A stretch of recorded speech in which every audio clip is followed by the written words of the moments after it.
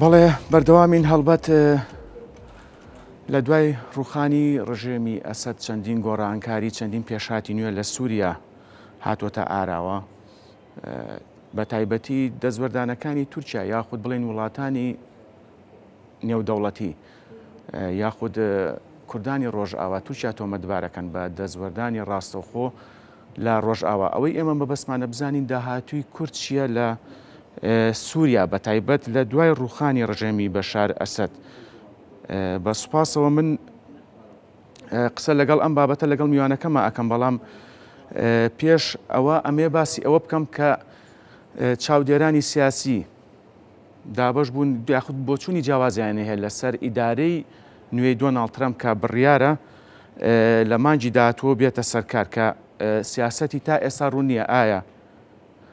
ئایا لەگەڵ پشتیوانی لە ڕۆژئاواکەن بە تایبەت هێزەکانی ئەمریکا ژماری هێزەکانیان زیاترەکەن یاخود ئەوەتانێ بە جۆرێکیکە مامەڵە لەگەڵ ئەم بابەتەیەکەن. بە سوپاسەوە بەڕێز دریادرێعیم لەگەڵایە لە شاری کوردیار درێعی لە شاری هەولێرەوە لە شاری قامیشلۆ ببرن. کا کوردیار سڵاو لێبێت، سوپاس کاتی خۆت بە ئێمە بەخشی. ئەمێ سەرەتا لەوە دەست پێ بکەم تا چەند گرنگە کورد لە ڕۆژئاوا بە یەک دەنگ بە یەک ڕەنگ خۆیان کۆبکەنەوە بچنە دیمەشق بۆ ئەوەی کوردانی ڕۆژئاوا ڕۆڵیان هەبێت لە داهاتووی سووریایە.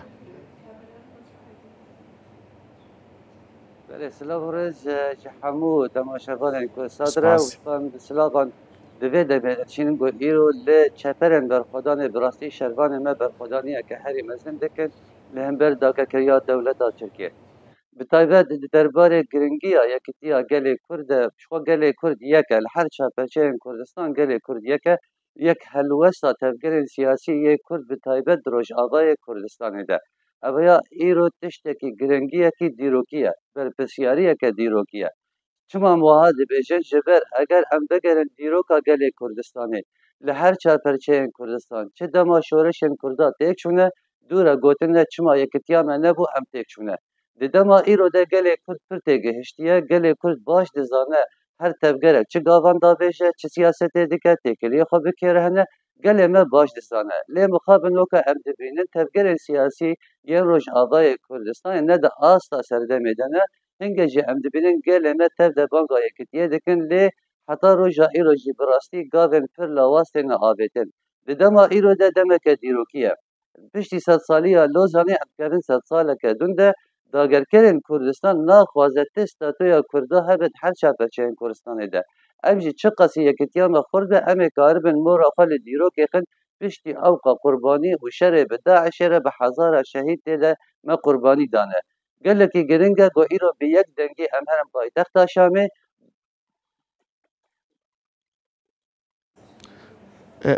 کاک کوردیار gelekî giring e got em bi yek dengî herin paytexta Şamê em herin wekir bêje helwesta Kurdî nîşan bidin eger tevgerên siyasî bibin yek ez wê baweriyê de wê Şam were Qamişlo ne wê Qamişlo here Şamê ji ber îro çavê dunyayê tev dî li Bakur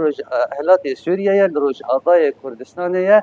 12 sala li hember terora Daişê şer kiriye dünya tev de weke bêje ji bo me miletdar e hevalên Kurda jî çêbûne dostê Kurda jî çêbûne lê yekitiya me lawaz e ev yekitî pêwîst e ava bibe îro beriya sibe ji ber got kesê lawaz divê rojhilata navê diyano de gotiye ava kirin cihê wan tune ye yekitî xurdbûne ji ber wilo gelekî giring e got îro tevgerê siyasî yek bin. بەڵێ کا کوردیار ئێمە ئەوەندەی ماوەی بەتایبەت لە دوای ڕوخانی ڕژێمی بەشار ئەسەدەوە حکوومەتی ئەڵمانیا حکوومەتی فەڕەنسا ئیدارەی جۆ بایدن تەنانەت ئیسرائیلیش پێداگیریەکەن لەسەر پاراستنی کوردەکان لە ڕۆژئاوا پرسیارەکەم بە دیاریکراوی ئەوەیە ئەم فشارانە تا چەند وا لە ئەنقەرە ئەکات لە داهاتوودا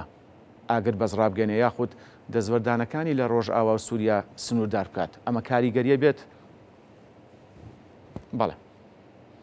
بله براستی اگر ام له هلوستن وان دولت جی بنرن وکش بو باکو رجالت سوریه بو رجعای کردستان و زختن لسر دولت ترکیه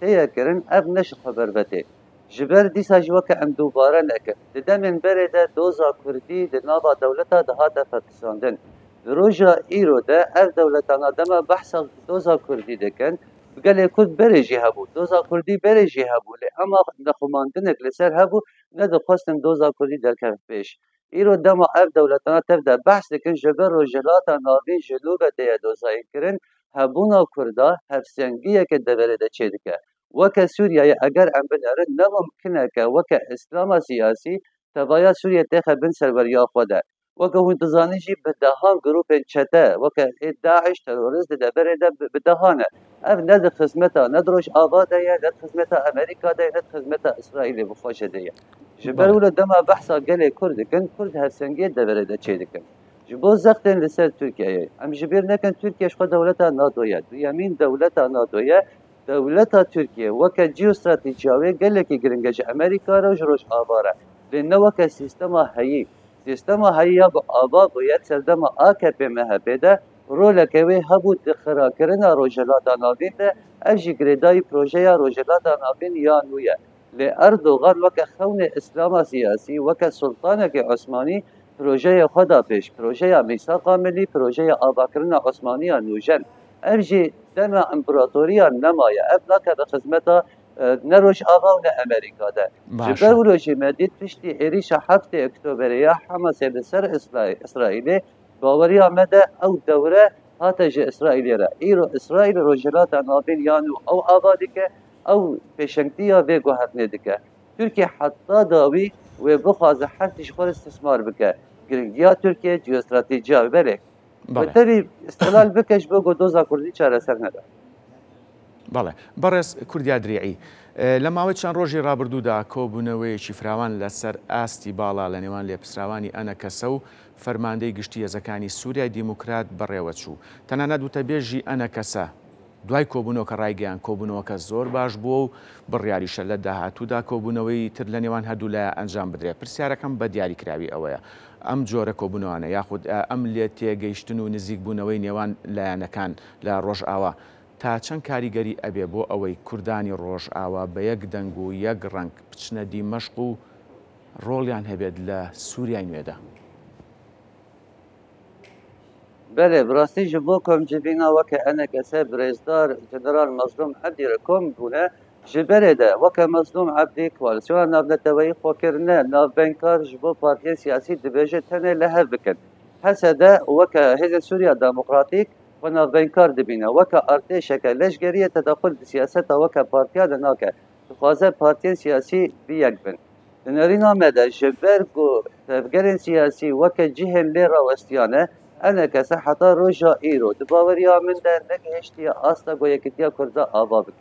سدمي ويشي قالك أنا يك سدمي وان أوا قوك أنا كسا دنابا تيلافا سوري ده وجيب جيكر اتلافا سوري قريداي دولة تركيا لسر وان هر تشتي فرزك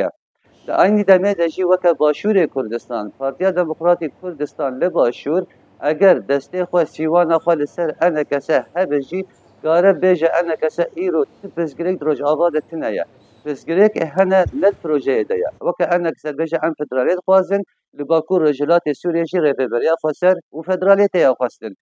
nakokî ne dixwesteka de ye nakokî ne di berjewendiyê gelê Kurd çawa biparêzin an diber de xebatê bikir ناکۆکی تلوکیژن عالی هاتیە ڕاستاندن بەڵێ کەواتە کاک کوردیار معلومە ئاشکرایە کۆبوونەوەی داهاتووی نێوان لێپسراوانی باڵای ئەنەکەسە و هێزەکانی سووریای دیموکراتکەی بەڕێوەچێ یاخود هێشتا ڕوون نییە کۆبوونەوەی داهاتویان بەێ بڕاستی وەکە داخوایانی هاتن دەرکەتن تشتێکی فەرمی دەرنەکەتیە لێ وەکە ئەنەکەسە داخوایانیدان گۆت ڕوونشتنەکە باش بوو ددم پیش دشوی دانش تنی چه به یعنی بهنوان پر فره براستی بهنا گله من نه فرهش پر روج بلز دمشد روجا ده گوهرتن چه دبن به سالان چه نابن یعنی هفته که ده گوهرتن 100 سالی 10 سالا چه دبن جبر ولو خویای بهنوان پر فره نو کم ده واجن ترگر سیاسی نه ایرو ابنا لاست روجابای کردستانی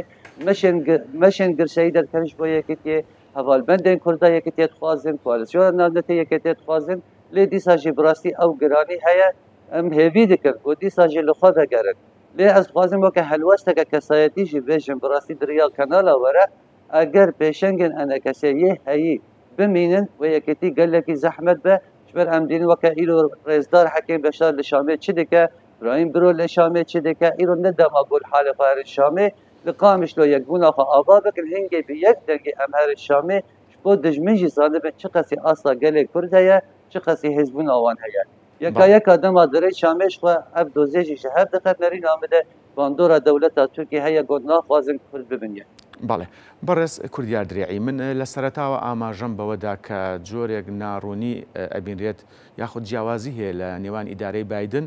لەگەڵ ئیدارەی نوێی ترامپ کە بڕیارە لە مانجی داهاتۆ دەست بەکار بێت بە پێزانیارەکان سوپای ئەمریکا لە ئێستاە هێزێکی ڕەوانەی کۆبانێ کردووە پرسیارەکەم ئەوەیە بۆ چوونتان یاخود پێشبینیتان چی ئەبێ بۆ ئیدارەی نوێی کۆشتی سپی کە بڕیارە مانجی داهاتوو دەست بەکار بێ بەڵێ بله براستیش بود درباره ردبریا بایدن آجی ردبریا ترامپ ده ام دزان امریکا سیاست آوه گریدای برشاوندی و استراتیجی کند روشلاتا نابین ده روشلاتا نابین وکه بینگه هکک یک و دست خوده نسر روشلاتا نابین دکاره دنیایش برده ببه جبر وکه انرژی آوه خیره و تشت روشلاتا نابین ده هبون آوه استراتیجیه جبر ولو هرگر ترامپ هر ترامپ وره نرین آمده و سیاست امریکا اگر ام بالا خو بدن ددمن بوری دجید رده بریا بایدن وکه حسن خشاد کوبانه حسن امریکا دبر دفور کرد به تایبت وکه بنتاگون تر دگره اگر گوهرتنه که مزن هبانا بله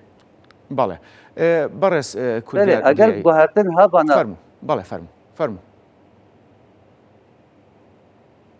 بله اگر گوهرتن سیاست امریکا ده هبا وکه دمک پر کورتمایه گو ترامپ ورسر سردستی امریکا و اب هزانه نهادانا روجاوای کردستان و او قاهز خورد نکربانا و اب سیاست نهادان مشاندن نرین آمده ریبریان و یاد ترامشی چه قصی وقت بیجه گلک ترکیه هدیه خود دینه گلک وقت مترسیج ناف گل مدهیه لید داوید روجلات نادیر پرگرنگه باکو روجلات سوریه پرگرنگه شر گدبره دبه وقت هبونا اسرائیل و مترسیال سر هیه امریکا جدبره نکاره بکشد نرین آمده ریبریان و یاد ترامشی اوج به فرقی دنه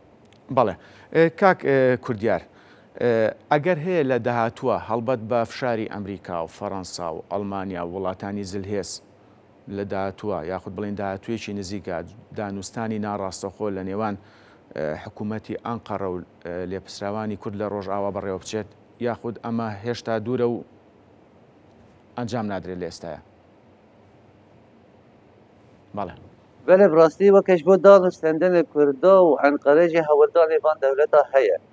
هوردان دولت مزین شه هیا شبر وکه ترکیه چه قاسی گرنگه ایرو هبونا باکور رجلات سوریه رجاوای کردستان جی جوان هزار پر گرنگه او یادو یا میشی امریکا استراتیجیا خو نه لگو استراتیجیا ترکیه داتی نه ترکیه استراتیجیا و هیا فازه کردا قرب که وکه دو سروک ترکیه جی اشکره دشمنایا خو بگله کو در نشان دا گواز کردا تفچکه وانتونه بکن لی امریکا ندنریت داره هم فازه هفسنگی به تکلیه خو دولت ازویمین ناتوره چه بکه هر وهاجی به هزن سوریا دموکراتیک ره باکور رجلات سوریه ره جبر نتنه گردایی به دبیره دبر تفدته یا گوهرتن هبونا کردا پر گرنگ سیاست ناو دولتی رژیش بو آرامی اولهیات ناو نتوایی بەڵێ بەڕێز کوردیا درێعی من دوا پرسیارت ئاراستاکەم لە دوای ڕوخانی ڕژێمی بەشار ئەسەد لە ئێستاە پەیوەندی کوردانی ڕۆژئاوا یاخود بڵین لایەنە سیاسیەکانی ڕۆژئاوا یاخود بڵین هێزەکانی سووریای دیموکرات لەگەڵ لایەنەکانی ئۆپۆزیسیۆنی سووریا بە شێوەیەکی گشتی چۆنە بله براستی بریا هر وشینا اسرجید وگو ام دزانن هستن د سوریه ده هم چه لمرانبر هف چیجی یک وکا دوستانی دکن دانوستندن هیا بشتی روخاندنا اسرجی گو وکا هیئت تحریر الشام ایرو لشامی رو نشتیه هستن سوریا دموکراتیک رده بریا خاسر دانوستندن هنه لندوه آستا وکا ام بیشن دانوستندن و گفتگویش با چاره سریا دبره نا هفسنگی هنه مینا کاویش مینا گو هستن کردی و حسده و هیئت تحریر الشام لهمبر هم نیید جبو كرد ما الشيخ مقصود واشرفيه داش بو دابرين بو كرد الشهبه وحلب كتبوا من دسته تشتين تركيا داش بو رزقار ببي اسيا دانوستندن هيا لوك سياسه انجينيرينا هذا سوريا ديمقراطيك ريبريا فاسر تاغو مالا كردي نبا يك دنگ الوسط تفكر سياسي نبا يك بیەک شاندەیە نەرێشامێ ئەو دانوستندنێ جدی حتا ڕۆژا ئیرۆ نایەکردن لێ دانوستندن وەکەت بێژێت ئاسان نزمدە هەیە. بەڵێ بەڕێز کوردیا درێعی لێکۆڵەر لە ناوەندی ڕۆژئاوا بۆ لێکۆڵینەوەی استراتیژی سوپاس ڕاستەخۆ لە ڕۆژئاواوە لەگەڵمان بوون سەرکەوتوو بن.